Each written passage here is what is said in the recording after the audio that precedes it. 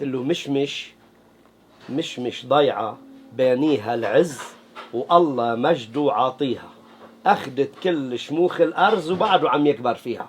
في أكبر من تمثال العذراء؟ يعني بفوت اوقات على مطارح مثلا ما بتلاقي خبز صاج هيك، هيدا خبز قمحة كاملة، نحن بنفتخر فيه لأنه قليل الناس اللي بتشتغل، اليوم كله بيشتغل بطحين مركب وحط له سكر. إذا بتلاحظ هيدا اللون، لو له سكر كان لونه أشقر أو أحمر. لونه أبيض ومستوي. هيدا هيدي قمحة كاملة مع خميرة بلدية. يعني هاي الخميرة اللي نحن بنعجنها بوقت معين من السنة اللي هو وقت الغطاس، معلقة بالزيتونة. بعد في بلبنان جو ضيعة، بعد في تفكير صالح، بعد في النفسية القديمة يلي عملت من لبنان أحلى بلد بالعالم. يعني أنا بفتكر بحسب نظرتي أنا بقول إنه كل شخص جواته في حدا منيح، بس بدك حضرتك تمد إيدك على داخله وتعرف تسهر هالحدا المنيح. يعني الميزة بولاد الضيعة أكيد نحن بنفتخر فيها هيدي، إنه الإنسان شفاف. هلا أنت عم تجعلك عم تحسها مثل كأنه قاسية شوي، هلا بس تطرى وترتاح هيدي بعد ساعة بتصير مثل العيون، شقفها بإيدك هيك. نحن بنبلش بالزعتر شباب، بس بنزيد لها هيك تويست صغير. يلا بنعملها مثل اللقمة. ايوه يلا تفضلوا. وهون نحن مضطرين نلحقك ونعمل مثلك لأنه عجبتنا اللعبة. نعم زعترات حادين مزبوط. نعم. زيتون عظيمين والخبز بتقرش. نعم. كأنك عم تاكل بسكوي على الصبح. لكن نهار كتير طويل، ببلش هلا على الساعة 8 بيخلص التيل على الساعة 8 بالليل. مش ب 12 ساعة مشوار ببلش أكيد بقرشة الخيارة وأكيد بلبنة وزعتر وبسام يلي مش معقول يعني. على بعضها هيك لازم تهدى شوي، هلا عم تفلت مني لأنه نحن عطشناها امبارح تكون فيها قرشة، أما لو فيها شوية مي زيادة بدها تلزق يعني. ضبطت شوي. جديدة الخبرية. ضبطت شوي. نوت باد. طيب خلينا نشرق هاي من قدامك لأنه هاتك صحن؟ هاتك عم تتسلى بيه. طلعوا لونها شو حلو، ما فيها سكر أبدا، كتير طرية وما بتكسر. سبقيني لاحقك. واليوم بيض مع قوارع. السكاكين والشوك وهاو، فلذلك كان يشقف راس البندوره بهالشكل. اجدي تقرب لي الحديد على المونه تبعي. رائع رائع. والله الخضرة عندكم طعمتها ما بعرف. شو هالزلمة، شو هالقعدة، شو هالترويقة، شو هاللقمة، وهيك ببلش النهار. يلا نكست.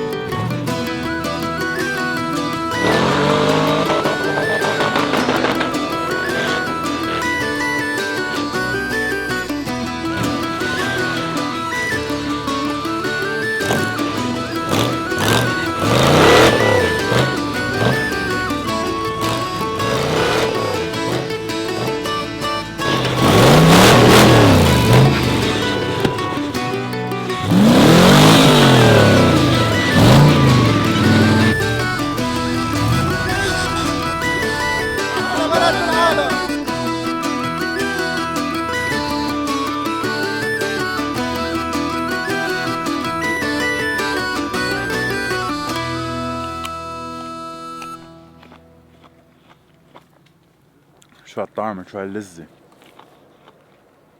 كأنكم عم تكتشوا قطر. تحطوها هيك بتكبسوها لسان على سقف الحلق وبتنصوا منها السويتنس اللي بقلبها. سيف لبنيز ابلز. من بعد ادفنتشر بالتكنولوجيا والسيارات راجعين على الحقلة لنفرجيكم كيف كانوا يفلحوا ايام زمان. يلا كيف بدنا ننكش؟ مش انت، لا مش الحمار. بتحكي انت وياهم؟ كيف؟ بيفهموا عليك؟ لا ما بيفهموش علي، كيف بيفلح علي؟ بتقول له روح دغري، روح شمال، روح يمين؟ بس صفت لك يا ظريف، تحت يا غزال، تحت يا غزال. قرب. بتحكي انت وياهم؟ ايه وش بعمل فيهم؟ اللي بيلعب يحكي. طب شو بتقول له؟ شو الكلمات اللي بيفهموها؟ كل شيء بيفهموه. لو ما بيفهمش كيف بيفلح علي؟ واو، كيف بيبرم؟ هلا بس تقول له بس بيوقف يا طب ولا؟ قول له بس. بس قرب روح، قرب صف ظريف تلمك تحت يا غزال. اوه بس هلا عم نقول له تيوقف. اوكي. اللي بقول له اطلع اسند معناتها يطلع طلوع يسند رفيقه. نزال بيرجع نزول. وكيف بيعرف اي واحد عم تحكي معه؟ باسمه، واحد اسمه ظريف وواحد اسمه غزال. باسمه، كيف بده يعرف؟ ليش مش حافظ اسمه؟ ها شوف. امبرسيف. اوه خو غزال خو برام. ها يا حول اسود اسمه غزال برام. ها برام. اوه غزال ها. امبرسيف غزال خو برام. امبرسيف. بتدعي الناس ترجع على التراث؟ اكيد. بتدعي الناس ترجع على الاساس؟ ايه اكيد. بتدعي الناس تحافظ على قديمة يلي هو عمل من لبنان؟ نحن لو ما عندناش، لو ما فيش قديم ما فيش جديد، كل جديد عاطل، كل جديد عاطل. لا بقى في محبه، لا بقى في ألفة. وقت كانت الناس يعني مثل هاي كان في محبه، كانت الناس عايشه مع بعضها. هلا بيشوفوا الناس اشفي تليفون بتلفن تيفسد عنك. قبل كانوا يركضوا تيحبوا بعضهم تيساعدوا بعضهم. هلا اليوم ما فيش منها. اليوم ما فيش منها. حق 100%. اليوم ما فيش منها، وانت عم تبرم وبتلاحظ. انا العب شو؟ طيب 900 كيلو كل واحد. ايه بدك بس تهتم فيهم، تعميهم ويحسوا انك عم تحكي انت وياهم وبيفهموا عليك يمين شمال دغري، سندوا بعضكم. اسندوا بعضكم. على النصب يطلع شاور، يطلع انزل، نكون عم نفلح بالنصب، طلع انا شاور. ما بيكسر ولا شجره. لا لا لا لا لا ابدا. بس يصير يفلح خلص، بصير يفهم مثل ما انت طيب شايف. صار دوري جرب. اوه تعال عندي. عدم لعنكته. يمين. اوكي سيمز جود. اذا حدا ما عنده شغل ببيروت، في شغل كتير بتضيع. الناس اللي بتتعلم منك كتير انبسطت، عرفت عليك. اهلا وسهلا. ضحكتك، روحك الحلوه، ايجابيتك، طول عمرك. وكل حدا اللي ما عنده شغل ببيروت يشوف قديش فيه اهلا وسهلا. اوبورتونيتيز، قديش في شغل بتضيع. كثير. انا راجع كفي برمتي بتضيع تفرجيكم اكثر الضياع يلي فيها شغل. مش معقول ما كنت مصدق بعد فيك شيء بلبنان، مش عم بعرف اعبر عن جد. مبسوط فيك قد الدنيا. ان شاء الله تضلك بصحتك، بليز ما توقف. وكل واحد بده يطلع لهون بيسال عنك بمشمش وبتتعرف عليك. انا من جيج، هيدا على الحد منا هون. هلا بروح من هون نازل ماشي، جيت ماشي اليوم. طيب اخذ هاي معي. خذها تقرا معي. باي. اسم الله. خليكم صحتكم.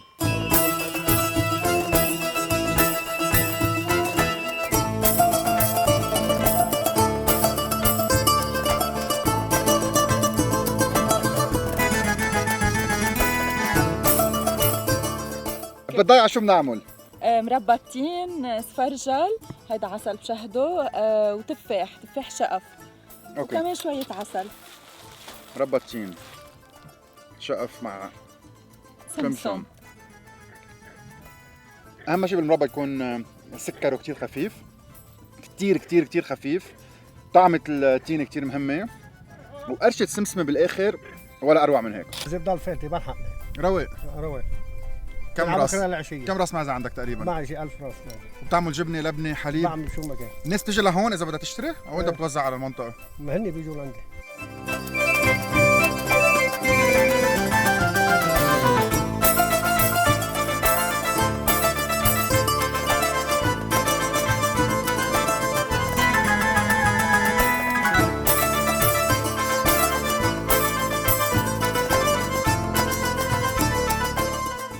اهلا وسهلا فيكم بضيعتنا مشمش، الضيعة الحلوة الغنية بأثارها، الغنية بطبيعتها. مشمش غنية بأثاراتها بكنايسها. طبعا عندنا كنيسة مرضومة الرعائية، كنيسة مار يوسف، مار تيدروس. طبيعتنا مؤهلة لكل الزراعات وكل الناس فيها تستفيد من هالوضع هيدا.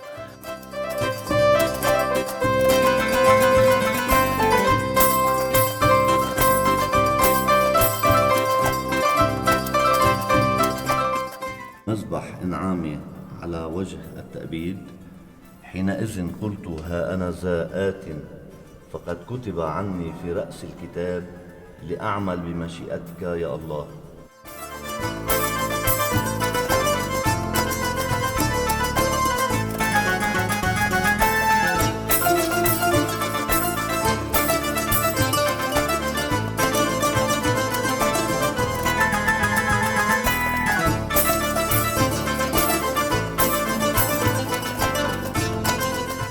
مشى بالضيعة وتعرفت على بيرات. بيرات لابسة الزي الرسمي تبع الجمعية.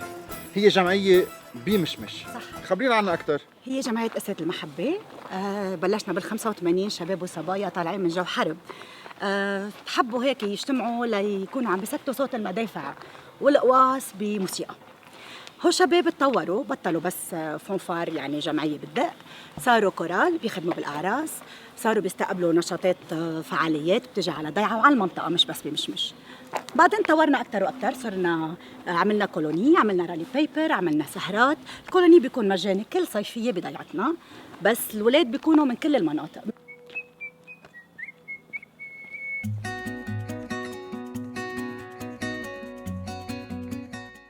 أنا صباح نعمة، أبي رمية نعمة، بشتغل موني هون بمشمش، واليوم ثاقبت إني عم أعمل كشك. وهيدا الكشك هلا هو بنفرشه، بنرجع بناخده بنطحنه نرجع بنيبسه على الآخر تيرجع يصير الكشك اللي بتاكلوه، هيدا اللي بنطبخه. وفيك تدوق إذا بدك بتحب. هي بيسموه هلا كشك أخضر لأن بعد ما نشف. هو اللبن المنشف مع برغل. واو، كل السطح مغطى، ولا برغشة ولا دبانة ولا شي عليهم. بيتنشف بيرجع بيروح وينطحن، وكتير طيب. very acidic very rich. ينبل برغل، بتحط برغل، ترجع بدك تكسره تاني يوم، ترجع بتكون محضر لبنة كتير، تعركه باللبنة، تتركه شي 5 أو 6 أيام تا يصير طعمة الكشك هيدا اللي دقتها، وبتشيله على الشمس مثل هلا، ترجع بتطحنه. وبيرجع كمان بده شمس من ورا الطحن تيبس على الآخر.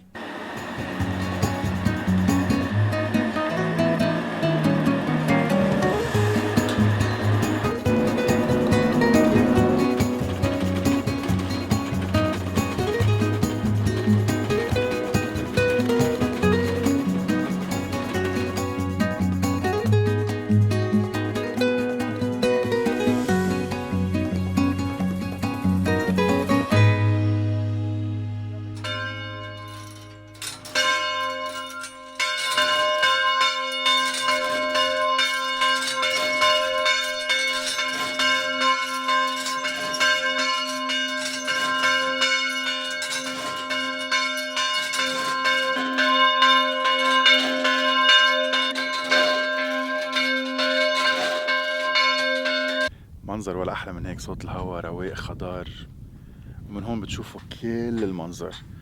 وصلنا تقريبا على 1200 1300 متر، البحر مبين ولا أحلى من هيك.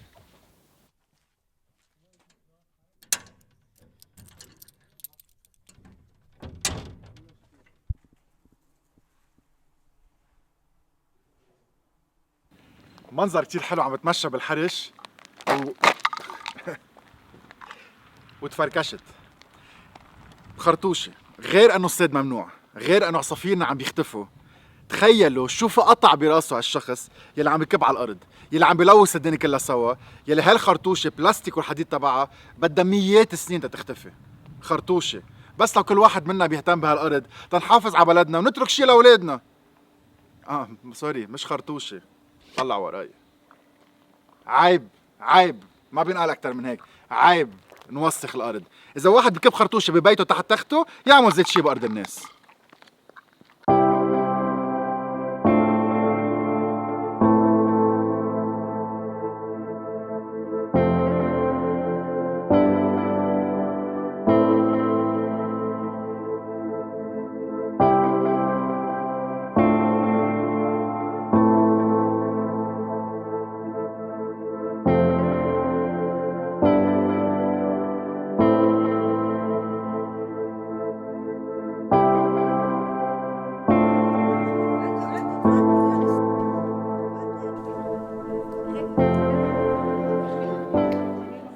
أول شي بدنا نشكرك لأنه هاي الساحة كنا نقعد فيها كل أحد، الحي كله والعائلة كل وحدة تعمل أكلتها ونجي نقعد، يعني رجعتنا شي 15 سنة.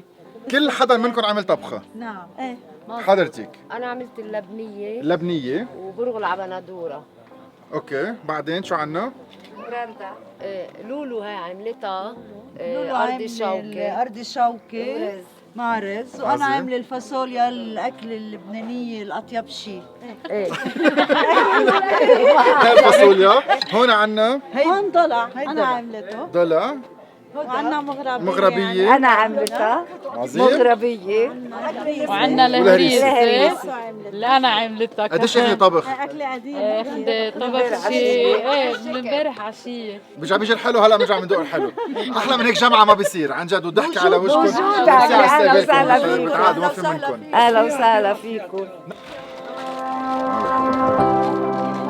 مختار ماما ريحتهم حلوه شد.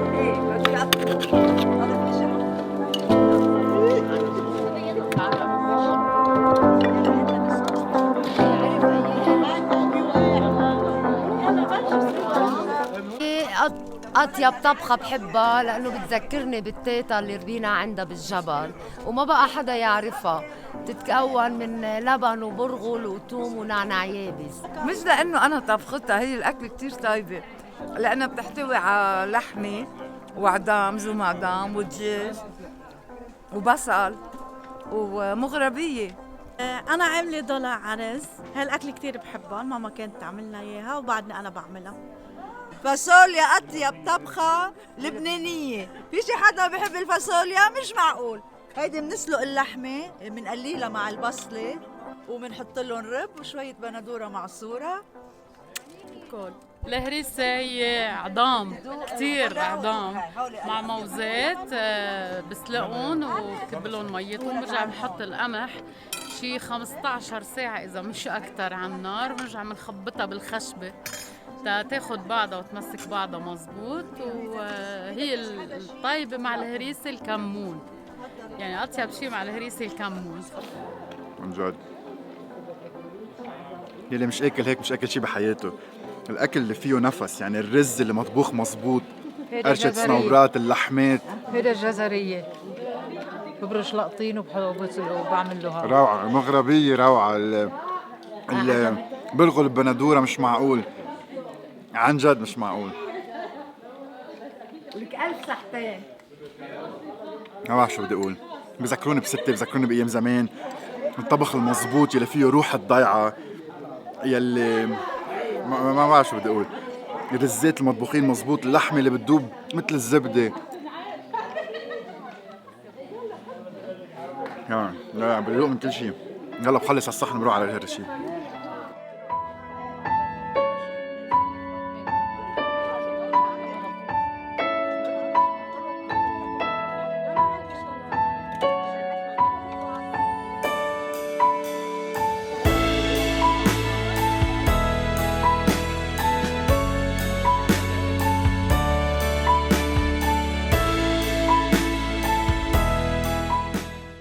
يسعد وقات شبيبتنا اللي بيساهموا في خير ضيعتنا، للرسالة بقلبهم إخلاص وللمحبة بيقرعوا الأجراس.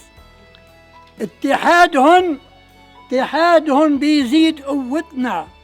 ضيعة حراشها عالي شجرها، وسن دياناتها شامخ كبرها، تحت فياتها الجلسة هنية، والبيئة معالمها غنية. الصليبيين عصخورة أثرها، وكان يسهل عديمي من سمية الثقافة والحضارة عحجرها رسالة ثابتة. خلصنا غدا كتير طيب للكل، بقلكن كتير كتير كتير كتير طيب، غير انه مكوناته عظيمه، مشغول على رواق، مشغول بنفس واضح مثل ما بتطعموا اولادكم وبمحبه. ميرسي كتير. من القلب حب، نعمة بيت، طعمة بيت. إذا رحت أنا بس نحن بنعمل احساس بيت الجبل روعه عن جد. بقد قديش غمروني بلطفهم وبحبهم بكل شيء.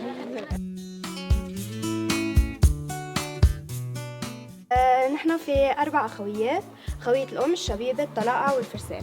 بضيعة العلوق 1200 متر، اجمالا الشبيبة بتفل وبتنزل على بيروت. قديش اخوياتكم بتشجع انه الشبيبة تضلها بتضيع؟ نحن في عنا كمان اخويات الشبيبة يلي هن بضلوا اللي هن ثابتين بمشمش، بيقعدوا صيف شتاء بمشمش، هن اللي بضلوا ماشيين كل النشاطات، بيروحوا بيبرموا على شو مين عايز ختيرة شو عايزين. شو حلو، طلعوا التفاصيل، الزخرفة الفوقانية، الزخرفة التحتانية، والايدين المشبكة اللي بيلقطوا من فوق. من وقتها ما طلعت على بيت شباب صار كتير يهمنا الجراس، فصرت ابرم بالضياع وكل مرة اطلع على الجرس اقول لبنانة او مش لبنانة، من بيت شباب او مش من بيت شباب، من بيت نفاع او لا، وكلهم من بيت نفاع، في منهم عليهم تاريخ، منهم ما عليهم تاريخ. هيدا عاملوا شغل جميل. وسليمان نفاع يمكن يكونوا عمومته او جدوده لنفاعي اللي بعده الوحيد اللي عم بيعمل اليوم جراس، بس ما عليه تاريخ، بس واضح انه كتير كتير قديم، مصدى من جوا، مكسر على الطراف، اكل خبيط منيح.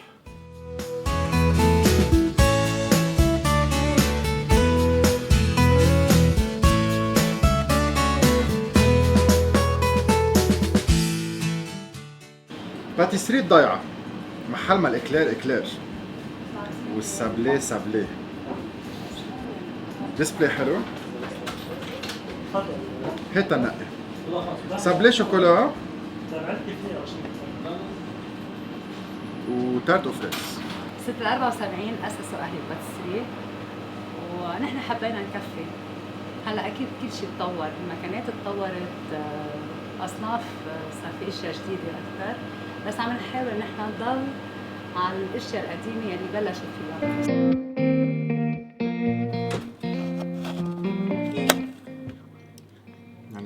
السابليه اللي ما بقى يلتقى ببيروت، هذا السابليه تبع الطفوله، السابليه تبع كنا نركض بالضيعه على الباتيسري تناخد شيء كتير كسرته قويه، قرشته كتير حلوه. اسمه سابليه يعني سابل يعني رمل، بيفرد بعضه مثل الرمل على الطريقه القديمه المضبوطه. سكرها خفيف، منا تاشي ابدا، كريم تبعها عظيمه، ستروبريز فيري فريش.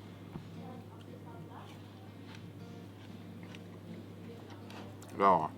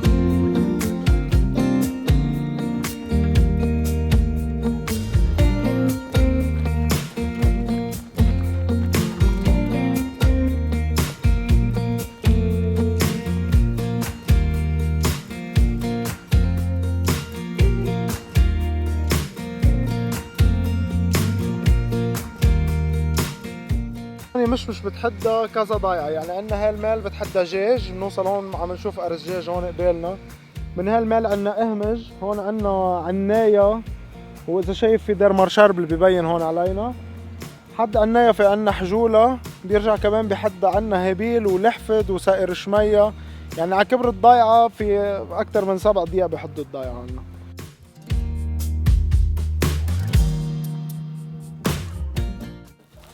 ريحة البلوط وريحة الطبيعة وريحة السنجان كتير حلو.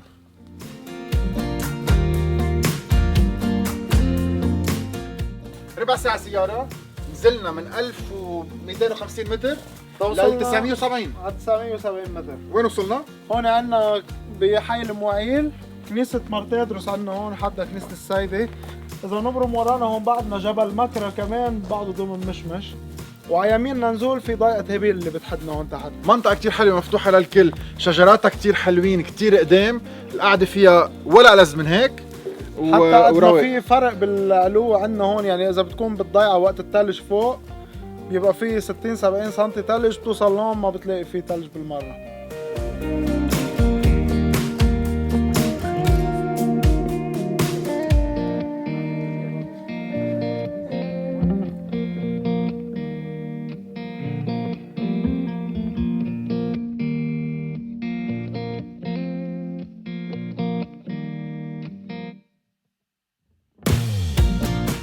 مربى التفاح بيقشروا التفاح بيشوبروه، وكل رطل تفاح بحطوا له كيلو سكر، عرفت كيف؟ بيغلوه على النار تيقطر السكر، عرفت كيف؟ بيعبوا بالمرطبين مون الشتويه.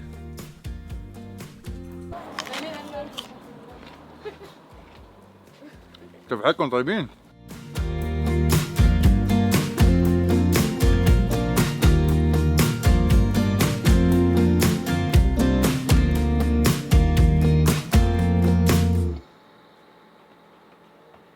رجعت عن صديقي ما قدرت ما اشوفك ارجع. لاتينو مجعفر من شان الشتي ففيك تجرب. اها ذكرتوهم الصبح؟ رجعنا. شكرك. شيل الواد يجربهم. طيبين. عمل سياست وخلى شغل وتحمم على رواق. نعم. هلا رجعنا نلتقي على العشاء. اكيد. كيف النهار؟ بلش حلو كتير. ما في منك. بنكفي للاخر. انبسطت فيك. اهلا وسهلا. كيف قابلين؟ هاي. وين رايحين؟ من حيط لحيط، من بيت لبيت. وين صرت؟ مدام بونجور. ضيع الطريق، البيتات وين بصيروا؟ ايه يلا بنكفي المشوار. تفضل. ميرسي ميرسي، خليك بطلع. حاسس رح اوصل على اللقلوق. اها مرحبا. انا بلشت مع الرهبان اساسا. راهب صغير اذا بدك، بس مجوز من العائله. هذا الفرق بيني وبين الرهبان. بعمل شيء صغير يعني على قدي انا، منتج صغير، بس كمية ما بعرف، الناس بتدوق هي بتقول اذا حبت او ما حبت. كم قنينة بتعمل تقريبا بالسنة؟ هلا صرت اعمل بحدود ال1000 قنينة بالسنة. ماكسيموم. ماكسيموم. والناس وين بتلاقيهم؟ الناس بيجوا عندي لهون. حيطان مثل ما انك شايف، تركينا مثل ما هي على طبيعتها. يعني الحجر اذا بتشوفه عم ينبع مي هيك او شكله، لانه تركينه مثل ما هو ما بدناش نأذي الحجار فيه. طعمة الخشب، طعمة الأرض. بعد كم شهر بصير بالقنانة؟ جاهز للتعبئة. واو، قوي كتير، مونوسيباج، يعني عندك عنبة وحدة؟ ايه هذا بينو نوار. نايس. أنا هدفي اشتغل بنوعية معينة لو كمية قليلة. ليش بينو نوار؟ ليش ما بتخلط؟ لأنه مش طيب النبيذ ينخلط، أنا بحب تعطيني بينو نوار من شقفة أرض ثانية بمشمش، ايه باخده وبخلط مع هيدا، بس بينو نوار. أرض مقدسة. الله بارك هاي الأرض عن جد بكل إيماننا، لازم نرجع نشتغل بأرضنا. هاي الأرض كلها كانت تنزرع كروم حوالينا هون، ما عادش في ولا حدا عنده عريشة حبة عنب تياكل هو ببيته. حرام للأسف، يعني عم نعمل فيها إنتاج عن جد دقت، وشفت النبيذ اللي طالع من هاي الأرض. كلهم إلك لاستعمالك. ورجع ذكر لي كلمة عم بتغنجهم، فبغنجهم وبحط لهم بزرع لهم وردة حتى. هاي رجعية. سكر. سكر. سكر. لك سكر. سكر على حل. من على بكره وعم بسمع شو عاملين على السبعة بتلاقونا، شو عاملين على السبعة بتلاقونا. شكلهم كانوا محضرين سيربريز. فوصلنا على محل اسمه كبوش التوتي، عم بسمع ضجة، بعتقد صار في أكثر من 40 زلمة، والضيعة كلها تجمعت تنتعشى تننبسط. بلشت الشتوية، عم بتعتم بكير، صارت الساعة 6:30 وشكلهم محضرين لشي جنون. الكرك بينحط سبيرتو هون بهيدا الدست، بينكسر مع مي وبينحط له ينسون بس. اليانسون بتغلي على نار خفيفة، النار وانعة، ببلش يطلع بخار. البخار هيدا اللي بيتحول على عرق، بيقطع بهيدا القسطر البخار، بضله رايح لهون وبينزل بقسطر تتسقعوا المي، تينزل فوق سخنة. حط ايدك هون. اوكي. هون مسقع. هون مسقع. المفروض ينزل العرق مسقع. فتش عليك. لا. اختفت من على بكره بعد ما قلت لها ميرسي، حضرتي تعبتي جيشتي جمعتي، صرنا جمعتين ثلاثه بنحضر الحلقه، لازم اقول لك ميرسي. ميرسي لك.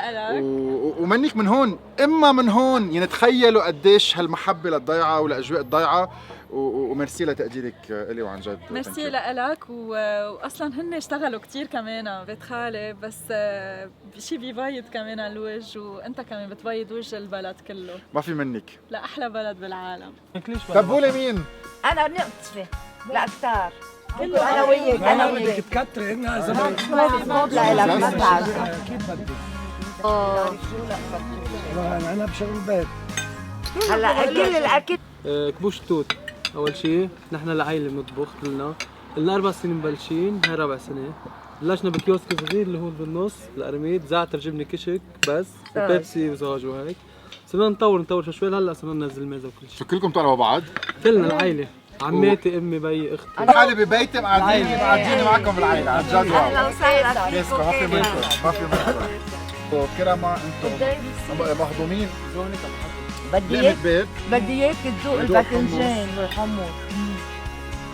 لقمة بيت محضرة مثل بالبيت ابدا. الوان الصحون كتير حلوين. الحمص محضرة بالبيت.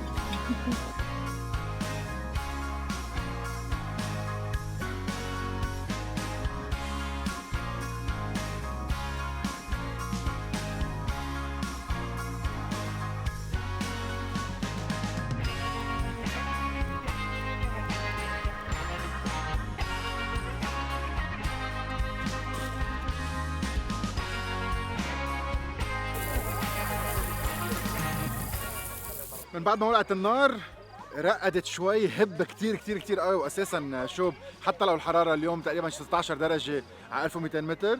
كبينا البطاطا فيهم. نحن وعم نتعشى بنرجع بعد شي نص ساعه، بنرجع من دوقهم.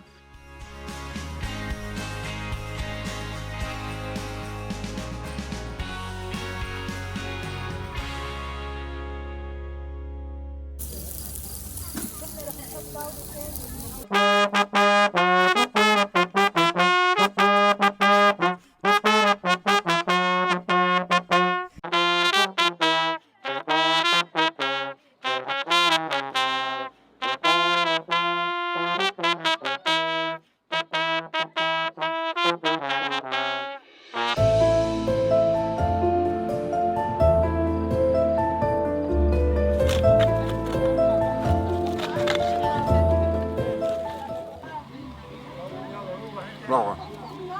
هيدي هي لبنة جبلية، زيت زيتون، شوية